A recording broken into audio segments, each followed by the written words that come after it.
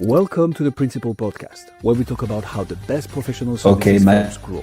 Whether you're looking to scale your firm or learn Interesting. My intro didn't play like it used to. That's all right. That's the joy of being live. So today I am with Jennifer. Welcome to the Principal Podcast. Jennifer, happy to have you. Thank you. I did see the intro go. I saw it. Really? What happened? That's so bizarre. It didn't display on my side. It's all good. I saw it go and it looked really nice. Interesting. So bizarre. Okay, fair enough. Well, so hopefully the audience will have seen it again as well. Jennifer, let's jump straight into it. What got you into what you're doing now? What's the story? Sure. Yeah. So I have been a CEO for over 20 years now. And what really got me started was way back prior to that, which feels like a lifetime ago. I found that I was doing work where I was auditing a lot of hospitals, and I would go in and tell everybody, here are all the things that you're doing that you need to correct. And I really wanted to stay around and help them fix those problems. And so that's when I realized, maybe I should kind of look at a different career path. And my son was just born, and I said, I'm going to start my own business. So that's really when I started HKPO, which are my kids' initials. And I kind of started the business while I was still in a leadership role at American Red Cross, doing a lot of the same thing with process improvement and helping them really fix big problems. And eventually I just said, it's time to kind of step off on my own, and haven't really looked back since. It's not been easy all the time, but it's been a great 20 years. So tell me about it. Entrepreneurship not being easy all the time. Oh, you wish, right? You wish that it was easy, but obviously it's not, which is why it's valuable. Yeah. So love it. Love the kids' initials. It's important when there is a deep mission, meaning behind things, and especially behind an entrepreneur's life. So I like that. Yeah. All this leading to what, Jennifer? What is it that you're helping people achieve today? Yeah. So we are problem solvers, and we do that globally. So a lot of times when our clients come to us, they might have small problems like, on a production line with the label not being legal or something like that.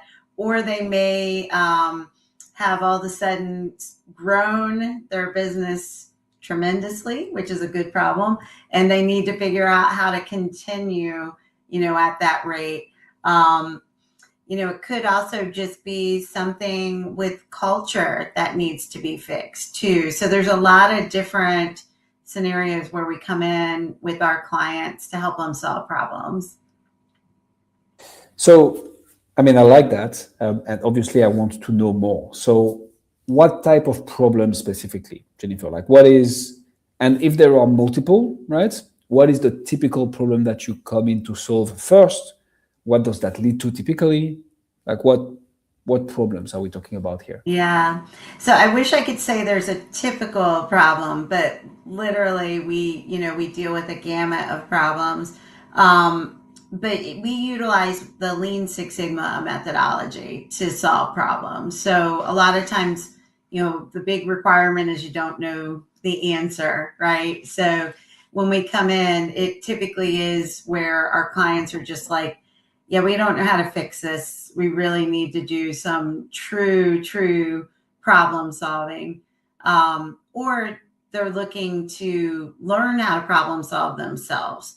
So it can be anywhere literally from, the executive, the C-suite of a business that's trying to grow revenue or market share, all the way down to, the front line that's just trying to figure out, either in a transactional process or manufacturing process, trying to figure out how to fix a problem, right? So it is the gamut. And we're even doing transformations and trying to help people be innovative too, especially with everything going around with AI right now. We're coupling our problem solving with AI now too, which has been a big, in a lot of businesses. We just did a podcast on this about lean and AI, but they are trying to figure out, how can we leverage AI in our business to work better, faster, smarter, but not necessarily, eliminate headcount or anything like that, because that's what a lot of people, get scared about when you talk about lean, problem solving, and AI. They automatically get a little nervous around that topic. Or that they are. Is there a particular vertical, niche, company size, decision maker that you're going after? Like, who is it that you end up helping with problem solving, Jennifer? Yeah, so typically it can come from multiple, roles that the request comes from, but ultimately we have to have the leadership buy-in, or it's not going to work, right? And then in terms of company size, we really do have little, small businesses and very large businesses. So, for example, we work with a client called Paul Reed Smith Guitars, smaller business in the state of Maryland, but they're just a wonderful, very famous guitar maker, and we always work with them. And then there's also the bigger companies like Merck Pharmaceutical or Daimler's Trucks, Mercedes. We work a lot with the different government branches too, and the military branches. We've done major transformations for the Navy, where we actually help them to save $2 billion on their aircraft carrier. So that was an effort that was actually mandated by Congress in the U.S., where they had to get a cost reduction on the aircraft carrier. And so to do that, we helped with the problem solving. And the problem was, cut that cost down by $2 billion. And we were very successful with that. It was a very large team. But now you can go out and you can actually see the U.S. Ford. It works, it sails, and it's $2 billion cheaper. That is not a bad case study. Yeah, we have the case study on our website. It's one that's one of my favorite projects, because I actually worked on that one, and it was just a very, very fun project. One of the other projects that's one of my favorite stories is, and it's also a case study on our website too. There's a company in California called Traditional Medicinal. They were a very, very small tea company until all of a sudden they were on the shelf for Amazon Prime and Whole Foods. And overnight, I remember working with the CEO, Blair, at the time, and their operations VP, Brian. And they're like, we got to figure out how to make more tea. And we're like, no problem. So we actually were able to do that. And they have, you really can't go to any grocery store now without seeing, their tea. Or I see it when I go get coffee now too. I see it in the coffee shops.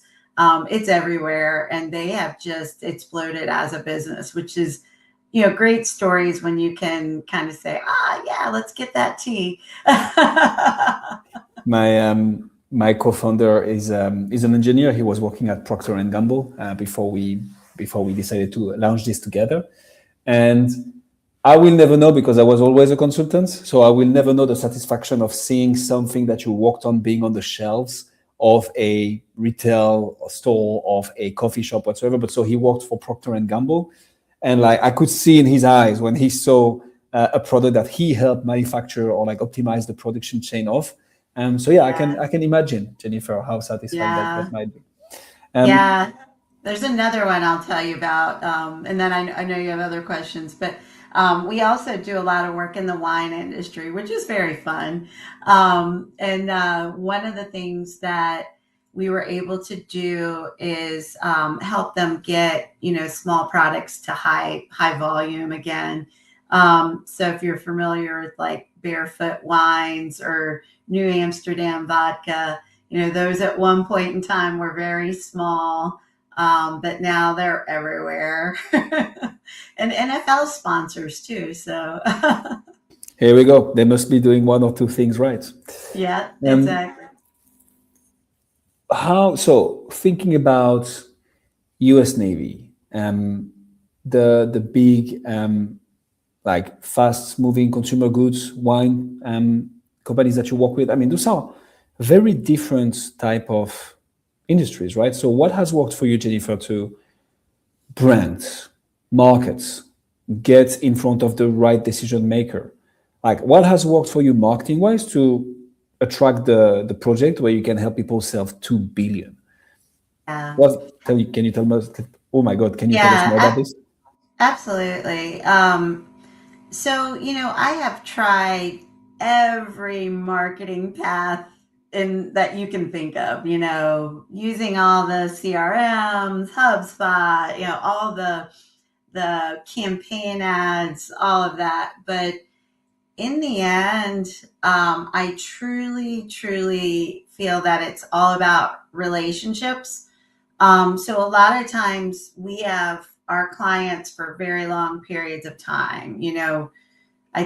We've had some that have been with us all 20 years, but it's not, we don't want to be in there forever, right? We want them to be able to be sustainable and on their own, but they bring us back for different reasons. But then also, people leave companies, they go to other companies, and that referral type of chain from relationships that's really been the most powerful in terms of marketing, to be very, very honest.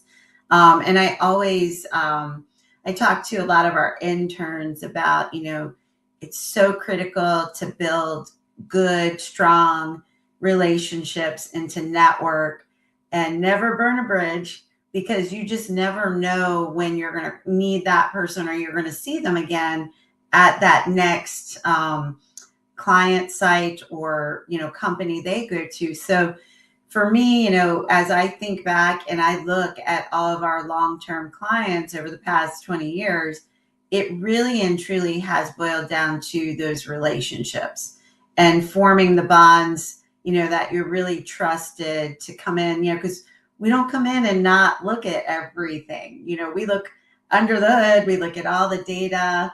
We really have to understand the business. And then the other thing is, I'm definitely not an expert in every industry, but we quickly surround ourselves with all the subject matter experts.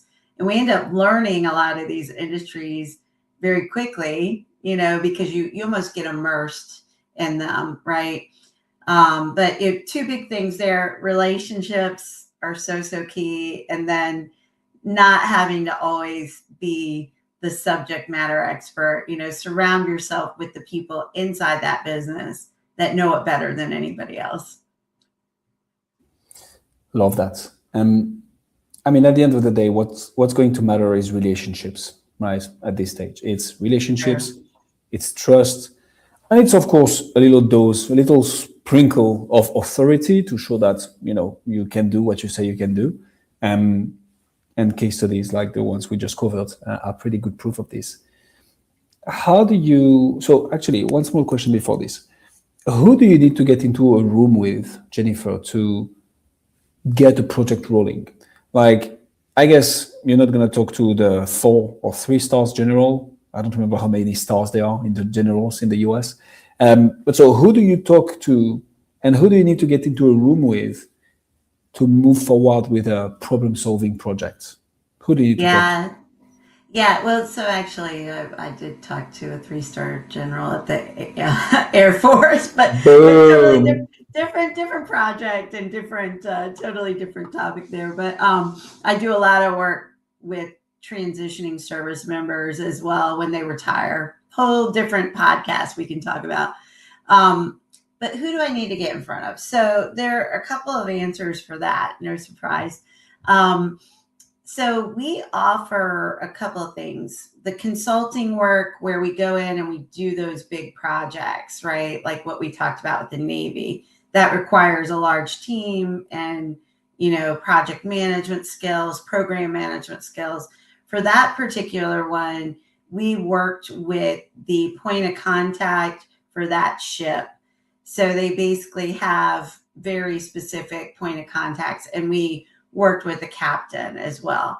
Now, other times I might just have individuals come to our website and purchase, a self-paced program. That's very straightforward, easy, right? That's a self-service kind of purchase. But those sometimes turn into larger deployments too, right? Either way, we end up getting either in touch with somebody that's over a program or the director of continuous improvement or a COO or a CEO, and sometimes the CFO, right? Because they want to do cost savings. So it does ultimately, have to be whoever's controlling the budget, the purse string, and it can be training dollars or program or project management dollars, right? So that's actually an interesting rabbit hole to go into, because I know consultants listening to us try to get to the decision maker with the budget directly as well. But sometimes you just don't know, right? Before you get into an organization and you actually talk to people, you can't know. So right. What are some of the mechanisms that you've used, Jennifer, to get there, to get to the right person? Once you have your foot in the door, right, by XYZ channel, how do you end up talking to the person who's going to not only make the decision, but also have the capacity to pay? Right. Yeah, that's a very important question. And that's a tough one. Sometimes when we do have new clients, and we're doing like our proposal reviews and, trying to make the sell, we will literally point blank just ask them, what's your budget look like? Of course, you very rarely get the true, like, here's my budget, and they don't like to answer that. But at least at that point, we can know if that individual is, overseeing it, is able to kind of at least cut a PO.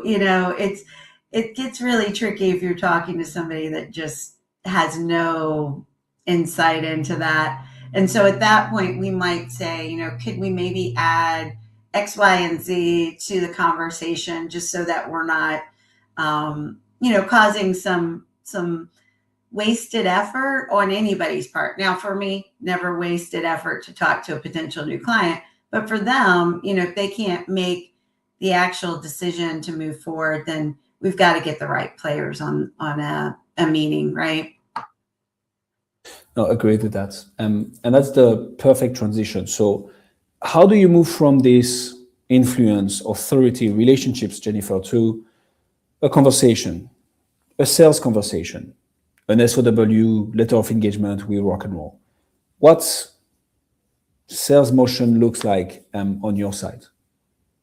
Yeah, for us, we have, of course, our canned list of selling points, a lot of proven, work, like the case studies we shared, but we also do a lot of other pieces, right? So for our consulting work, we also can provide a lot of training that goes along with it. Because remember what I said, like, we don't want to kind of move in. We want to get them up and running and then have them sustain the effort. So we do a lot of training. And with that, we'll also offer like college credits. We guarantee results. So there's some of those selling points tend to help people with their decision. We find too, like with the college credits, the upper leadership, the upper management may not need that, but the frontline team members might need that development. Maybe it's just a little push to get them that degree they've been trying for a while. And, you know, if you can get 6 college credits or more, that's helpful, right? So those are selling points that we leverage to help us kind of get over the finish line and make the sell. I like your style. You come in, you solve the problem, you help them realize the big savings or the big growth. And then what, Jennifer? How do you think about retention? How do you think about identifying and solving the next problem? How do you go through all that motion to not make the most out of each and every client, but help them the most possible, and also optimize for client retention? How do you think about that? Yeah, so whenever we go into a new client, we do think about, you know, levels of the roles that we're working with, you know, who are the key people we need to talk to. And of course, you know, there's leadership, management, and then the team members, right? So usually I'll go the leadership route and also try to connect to their strategy, because their strategy typically has big problems they're trying to solve for. And with that, I'm sure you know all this too, but with that, typically we can generate, you know, projects that come off of strategic initiatives. And that's typically when you can truly get to that point and you have that enterprise alignment with problem solving, it's where everybody, you know, kind of starts singing, and it just moves very nicely. And it does get kind of into that continuous realm of true continuous improvement or organizational excellence. But that's a really key part of it. You know, the clients that typically are like, just come and do, you know, one training, they don't usually get into that depth. But the ones that we're with for a while, it's typically because we're helping them very strategically as an organization. As I said, I like your style, Jennifer, which is why I'm going to ask you a bit of a curveball question now, if you don't mind. All right. What's your number one challenge right now? What is that one nut that you're trying to crack that, you know, once you crack, you take the whole thing to the next level? What would that be for you? Yeah, you know, I was thinking about this because I knew you were going to ask that question. You saw me coming. Yeah, you know, I thought COVID was like one of the biggest challenges, you know, and I was like, oh, we'll never get past that, you know, as a business, right? But right now, I do think it is very challenging. We're still considered small business, woman-owned. It is very challenging to operate as a small business right now. The economics aren't great. You know, gas prices are crazy. People are concerned about supply chain really bubbling up and prices getting as high as possible towards the end of the year. So what happens is then all the purses, you know, they close, right? And it's, for us, that's very, very challenging as a small business. And in order to kind of stay alive and generate revenue, you know, you have to be able to help be part of getting past that fear that we know a lot of our clients are having right now. And there are industry challenges that are very specific to some of our clients too.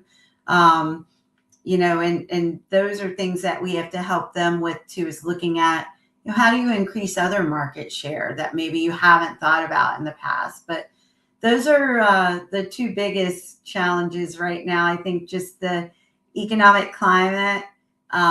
Our global challenge is very big right now. We had a very large contract in the Middle East, and we're not going to the Middle East anytime soon. So that's a big challenge. You know, I could probably go on and on as a CEO, what keeps me awake at night, but, you know, being able to really, I think, curb the fear of everybody having that fear of the economy, fear of supply chain bubbling up, and then just being safe globally those are the big things right now. Did you like that answer? No, Jennifer, I love it because this is a big theme of mine lately, and that's nothing to do with the podcast. That's more like me and us, GHA. So obviously, I don't want to go too long on this because the idea is you, but I think this will resonate with a lot of people. And that's not from me. That's from my mentor. Yeah. But the way he approaches this is like, what are the controllables? And have you done so much volume on the controllables that if it was just up to you, there will be no chance that you fail? Right. So like focus on the controllables, but also be very clear on what the uncontrollables are. Right. Market prices, global pandemic, war in the Middle East, whatever it is. Don't want to get too political, but Yes. I agree with you. And I think that's also something we try to help our clients with and our overall how we market. It's like, hey, the market is shit right now. Pardon my French privilege. Good news is it's shit for everyone. So the ones who actually manage to stand out are going to be positioning themselves as the ones who are still, able to withstand such periods. But then when the market ramps up again, they are ready. Yes. And that's kind of the mindset that we try to go to adapt, because obviously it's not easy, right? It's like taking a bit more risk, making sure that we deliver, work hard, and so on. So yeah, as you can see, I like that answer a lot, because I think this is on everybody's mind, really. But the ones like you thinking about it, facing it, and trying to find solutions are the ones who I believe are going to win. So yeah, and your mentor is 100% correct, and the mindset of what's controllable and uncontrollable in terms of variables, that is, I use that all the time. I'm a pickleball junkie. Most people know that about me. Now we're talking. Yeah, and I even think about it with that, right? So I try to play indoor instead of outdoor because the uncontrollable variables. But it is so true. Like when you think about that, a lot of what we're trying to do boils down to what's controllable and what's uncontrollable in any problem we're trying to solve for. Thank you for that reminder, because it's very helpful, when you go back and you're like, whew, some big challenges right now in the world. That's the whole thing. And that's also why we get rewarded, right? If it was easy, everybody would do it, it would lose its value. And here we are. Very true. But now we're going to have to organize a pickleball podcast session, Jennifer, because I discovered that when I arrived in the US, and I'm kind of fond of it. It's fun. Okay. All right. Perfect. Jennifer Ralston, ladies and gentlemen. Jennifer, if people want to find out more about you, see what you do, where should they go? They can go to gohkpo.com. They can also follow me on LinkedIn. Happy to connect with anybody that has the interest in what we've talked about today. We will put all the links in the description. I can say one thing for sure, Jennifer, is that you've gained at least one new connection on LinkedIn out of this podcast. We are now connected. Awesome. Excellent. Jennifer, thank you so much for coming on the Principal Podcast. Thank you. Thanks for joining us on this episode of the Principal Podcast. We hope you've learned valuable lessons and strategies to grow your firm and take your business to the next level. Make sure to subscribe and leave us a review wherever you're listening to this show so you never miss an episode. To apply and be a guest on the show, click the link in the description. See you next time. How